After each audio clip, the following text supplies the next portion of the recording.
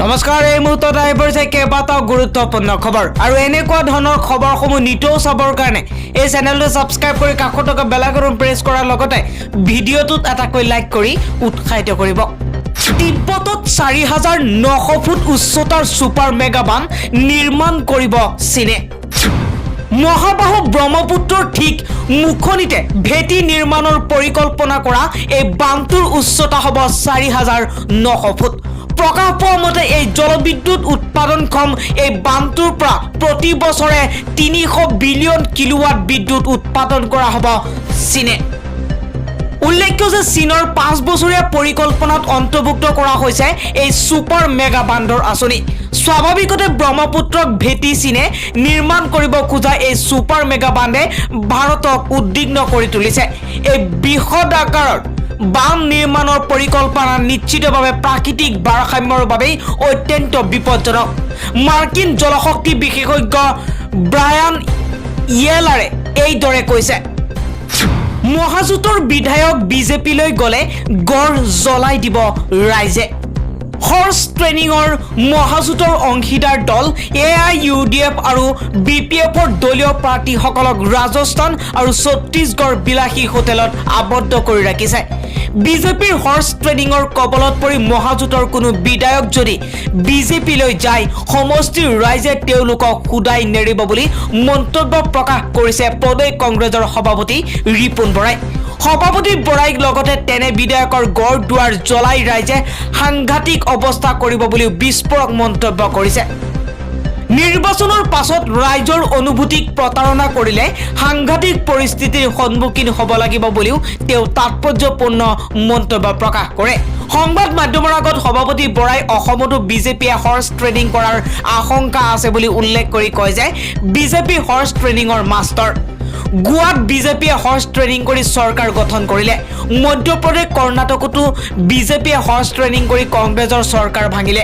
মণিপুৰতো horse training কৰি চৰকাৰ কৰিলে বুলি উল্লেখ কৰিছে ৰিপুণ বৰাই। ৰাজস্থানতো হৰ্চ ট্ৰেইনিং কৰি বিজেপিয়ে চৰকাৰ গঠনৰ চেষ্টা কৰিছিল যদিও নোৱাৰিলে। এইবাৰ অসমতো বিজেপিৰ এইবাৰ উপায় নাই, তেওঁলোকে যিকোনো পদ্ধতি ল'ব পাৰে। লগতে ৰিপুণ বৰাই কৈছে তেওঁলোকে যিকোনো পদ্ধতি অৱলম্বন কৰিব পাৰে। মহাজোঁটৰ বিধায়ক কিনি তেওঁলোকে চৰকাৰ কৰাৰ চেষ্টা কৰি আছে। অৱশ্যে বিজেপিৰ এই পদক্ষেপ অসমত সফল নহয় বুলি উল্লেখ কৰি সভাপতি ৰিপুণ বৰাই কয় যে প্ৰথম পৰ্যায়ৰ নিৰ্বাচনত মহাজোঁটে ৪৭টা সমষ্টিৰ ভিতৰত ৩৫টাৰ অধিক সমষ্টি লাভ কৰিব। দ্বিতীয় পৰ্যায়ত নিৰ্বাচন অনুষ্ঠিত হোৱা ৩৯টা সমষ্টিৰ ভিতৰত মহাজোঁটে ৩০খনৰ কম আসন নাপায়। তৃতীয় পৰ্যায়ত নিৰ্বাচন অনুষ্ঠিত হোৱা ৪০টা সমষ্টিৰ ভিতৰত বিজেপিয়ে ৩ৰ পৰা ৪খন আসন লাভ কৰিব আৰু মহাজোঁটে তৃতীয় পৰ্যায়ত ৩৫খনৰ কম আসন নাপায় বুলি উল্লেখ কৰিছে। আৰু তৃতীয় পৰ্যায়ত ভোট অনুষ্ঠিত হোৱা গৰিষ্ঠ সংখ্যক সমষ্টি কংগ্ৰেছ অথবা AIUDFৰ দখলত থাকিব বুলি উল্লেখ কৰে।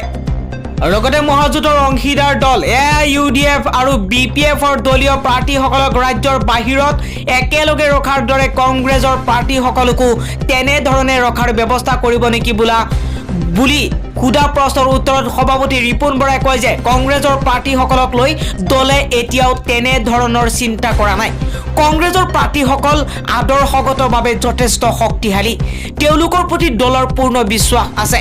তেওঁলোকে কেতিয়াও আদৰ্শৰ পৰা বিচ্যুত নহয়। সেয়েহে কংগ্ৰেছ প্ৰাৰ্থীসকলক ৰাজ্যৰ বাহিৰলৈ নি ৰখাৰ বিষয়ে দলে কোনো চিন্তা কৰা নাই। সেইদৰে কংগ্ৰেছৰ একাংশ প্ৰাৰ্থী জয়পুৰকে ধৰি ৰাজ্যৰ বাহিৰলৈ যোৱাৰ প্ৰসংগত সভাপতি ৰিপুণ বৰাই কয় যে যিসকল গৈছে তেওঁলোকে নিৰ্বাচনৰ বাগৰ মাৰিবলৈহে গৈছে বুলি উল্লেখ কৰিছে আৰু নিৰ্বাচনৰ সময়ত কৰা কষ্টৰ বাবে যথেষ্ট বাগৰুৱা হৈ পৰিছে। সেয়েহে বাগৰ মৰাৰ বাবে কিছু প্ৰাৰ্থী বাহিৰলৈ গৈছে বুলি এই কথা উল্লেখ কৰিছে ৰিপুণ বৰাই। ৰাজ্যত ক্ৰমাৎ বৃদ্ধি কৰোনাৰ সংক্ৰমণ। প্ৰাথমিক বিদ্যালয়ৰ পাঠদান বন্ধ কৰাৰ চিন্তা চৰ্চা কৰিছে চৰকাৰে।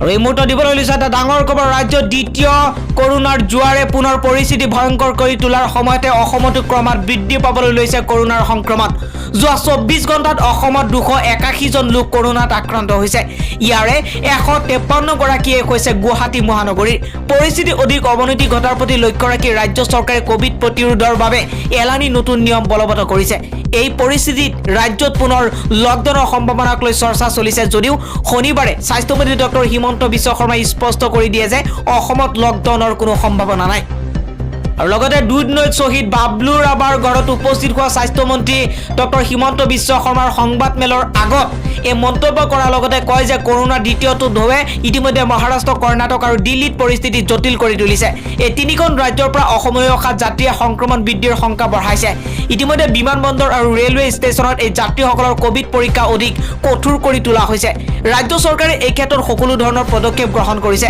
সংক্ৰমণ কিছু বৃদ্ধি হৈছে যদিও চৰকাৰে লকডাউনৰ কোনো কথা চিন্তা কৰা নাই কোভিড-19ৰ বিৰুদ্ধে মোকাবিলা কৰিবৰ বাবে গ্ৰহণ কৰা হৈছে এলানি বিশেষ পদক্ষেপ প্ৰধানমন্ত্ৰী নৰেন্দ্ৰ মোদীৰ ওপৰত পশ্চিমবংগৰ মুখ্যমন্ত্ৰী মমতা বেনাৰ্জীৰ খং আৰু মমতা বেনাৰ্জীৰ খং দেখি এবাৰ প্ৰধানমন্ত্ৰী নৰেন্দ্ৰ মোদীয়ে সুধিছে দিদি আপোনাৰ ইমান খং কিয় বিজেপিয়ে বংগৰ পৰা এবাৰ মমতা বেনাৰ্জীক উফৰাবলৈ উঠি পৰি লাগিছে বংগত মমতা বেনাৰ্জীক শাসনৰ গাদীৰ পৰা উফৰাবলৈ উঠি পৰি লাগিছে বিজেপি নেতৃত্বই পঞ্চম পৰ্যায়ৰ নিৰ্বাচনৰ বাবে আজি পশ্চিমবংগত নিৰ্বাচনী প্ৰচাৰ চলালে প্ৰধানমন্ত্ৰী নৰেন্দ্ৰ মোদীয়ে প্ৰধানমন্ত্ৰী নৰেন্দ্ৰ মোদীয়ে বিশাল জনসভা সম্বোধন কৰি প্ৰধানমন্ত্ৰীগৰাকীয়ে তীব্ৰ কটাক্ষ কৰে মমতা বেনাৰ্জীক প্ৰধানমন্ত্ৰী নৰেন্দ্ৰ মোদীয়ে মমতা বেনাৰ্জীক উদ্দেশ্য কৰি কৈছে দিদিৰ ইমান ব্যৱহাৰ বেয়া কিয় বেয়া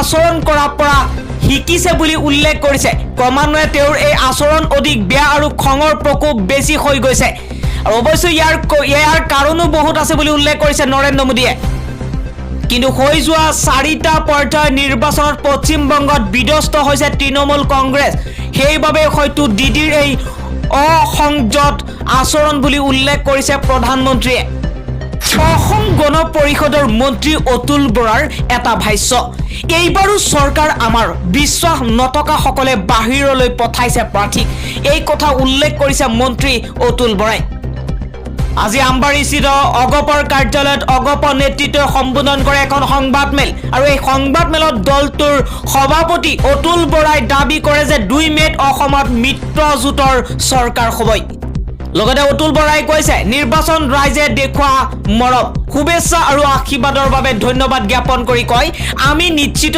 এইবাৰো বিজেপিৰ নেতৃত্বত মিত্ৰজোঁটৰ চৰকাৰ হ'ব হৰ্চ ট্ৰেনিঙক লৈ বৰাই কয় যে একাংশ দলে তেওঁলোকৰ নিৰ্বাচনী প্ৰাৰ্থীক বাহিৰলৈ লৈ গৈছে অৰ্থাৎ নিজৰ প্ৰাৰ্থীৰ ওপৰত আস্থা নাই বুলি উল্লেখ কৰিছে অতুল বৰাই আৰু তেওঁলোকৰ দলক ৰাইজে কিদৰে বিশ্বাসত ল'ব বুলিও ঘোষণা কৰিছে অতুল বৰাই অতুল বৰাই লগতে মন্তব্য প্ৰকাশ কৰি কয় আমি এনে ধৰণৰ নীতিহীন ৰাজনীতিত বিশ্বাস নকৰোঁ সংবাদমেলত বিৰোধী দল তথা কংগ্ৰেছক তীব্ৰ কটাক্ষ কৰে অতুল বৰাই তেওঁ কয় কংগ্ৰেছক ৰাইজে বিশ্বাসত লোৱা নাই তদুপৰি কংগ্ৰেছ এইবাৰ নতুন ৰূপত অৱতীৰ্ণ হৈছে এইবাৰ তেওঁলোকে আজমলক লগত লৈ যুঁজিছে গতিকে ৰাইজে তেওঁলোকক নিশ্চিতভাৱে প্ৰত্যাখ্যান কৰিব নিৰ্বাচনত কিমান আসন পাব বুলি সোধা প্ৰশ্নৰ উত্তৰত বৰাই কয় যে আসন কিমান পাব মই জ্যোতিষীৰ দৰে নকওঁ 2 মেত সেই কথা গম পাব সকলোৱে মুঠতে আমাৰ চৰকাৰ হ'বই ইয়াৰ নিশ্চিত বুলি অতুল বৰাৰ দাবী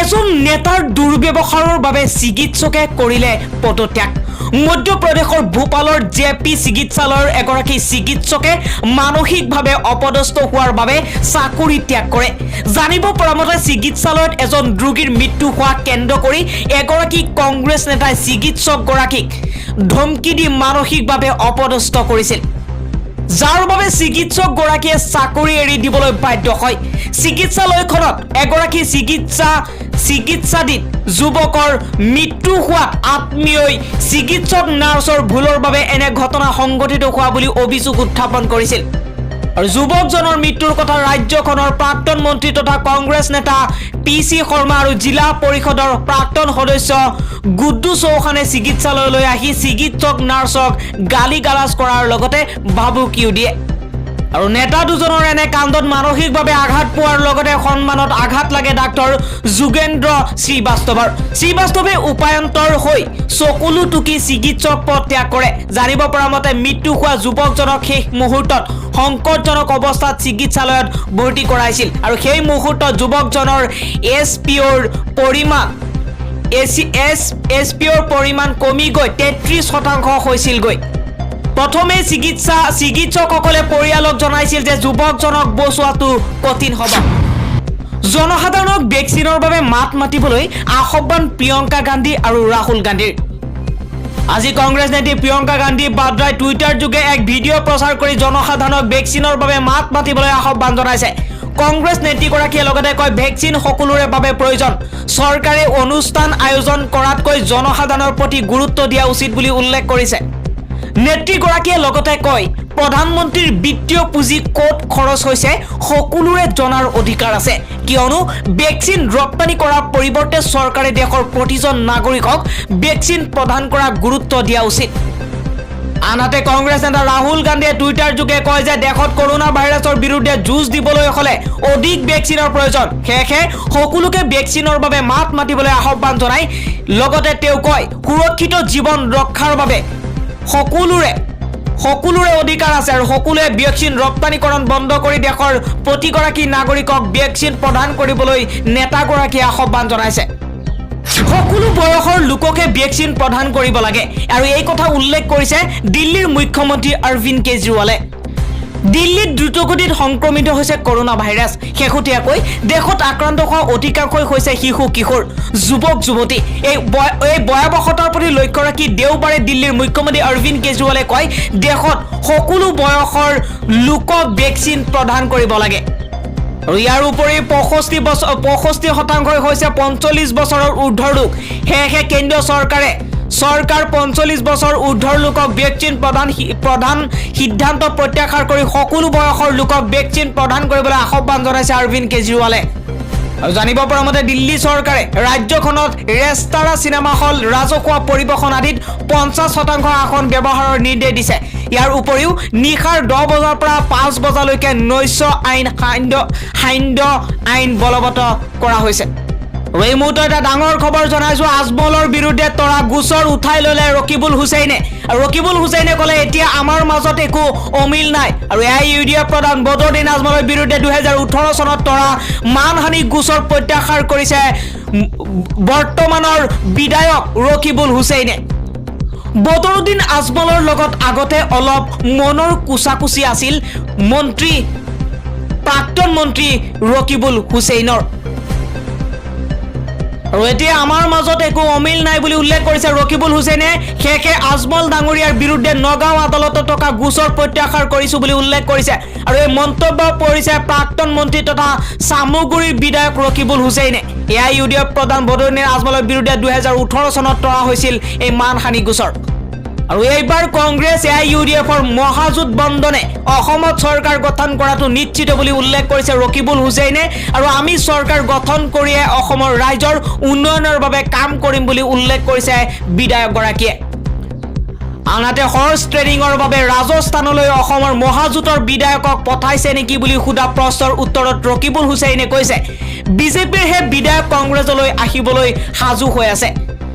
তেওঁলোক ৰাজস্থানলৈ ফুৰিবলৈহে গৈছে বুলি উল্লেখ কৰিছে। ইপিনে কাৰো নাম নোলোৱাকৈ বিজেপিৰ দুগৰাকী নেতাক সমালোচনা কৰি কয় বিজেপিৰ মাজত এতিয়া মুখ্যমন্ত্ৰীৰ আসনক লৈ তীব্ৰ যুঁজ চলি আছে। আৰু 1 নম্বৰ কথা উল্লেখ কৰিছে ৰকিবুল হুছেইনে কৈছে 1 নম্বৰ মুখ্যমন্ত্ৰী আৰু 2 নম্বৰ মুখ্যমন্ত্ৰীৰ মাজত এয়া তীব্ৰ যুঁজ চলি আছে আৰু দুয়োজনক চিপ্ৰাং মাৰিবলৈ সাজু হৈ আছে। সেয়েহে অসমত কোনো পধ্যে বিজেপিৰ চৰকাৰ আৰু নাহে বুলি উল্লেখ কৰিছে ৰকিবুল হুছেইনে।